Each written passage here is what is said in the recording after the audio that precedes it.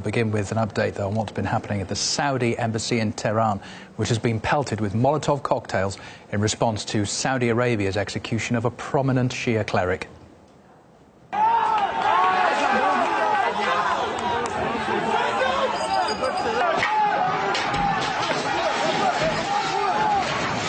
Sheikh Nimr al-Nimr was executed along with 46 others on Saturday.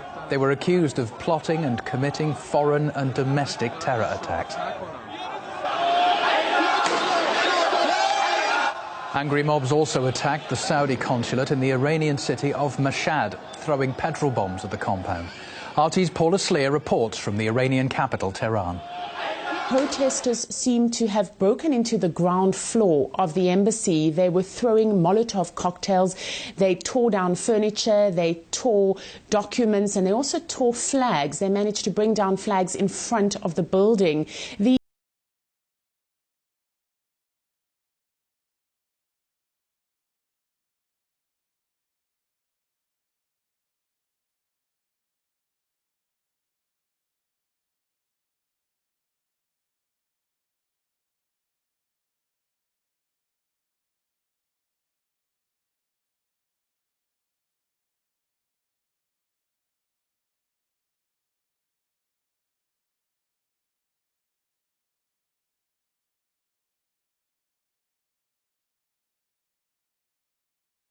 To death.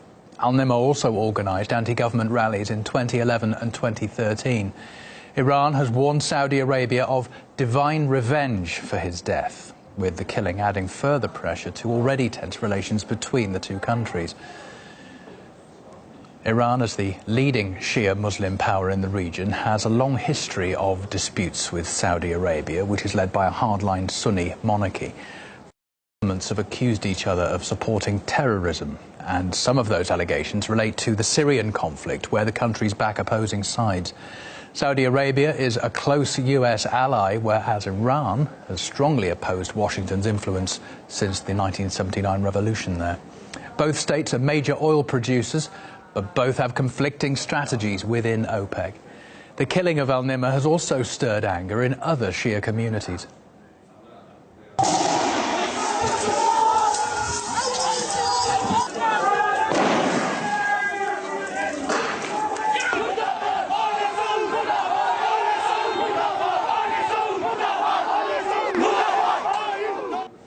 Prominent Shia Muslims in Iraq have lashed out at Saudi Arabia and called the execution a service to Islamic State and warned that it's opened the gates of hell.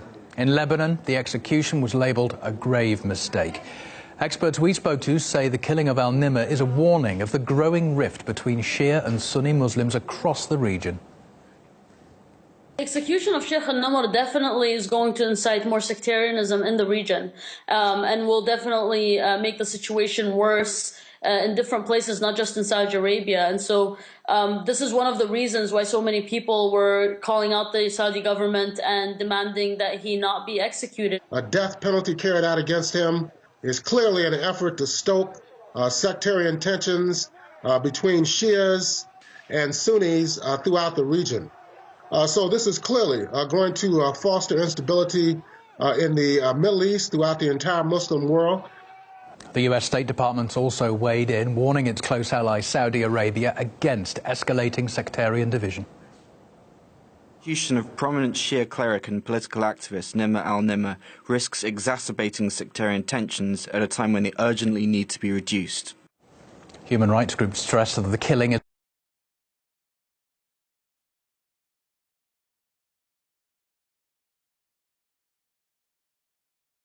Riyadh's poor human rights record's been in the spotlight on numerous occasions.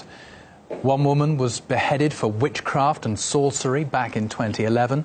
Another was jailed for a campaign against a ban on female drivers.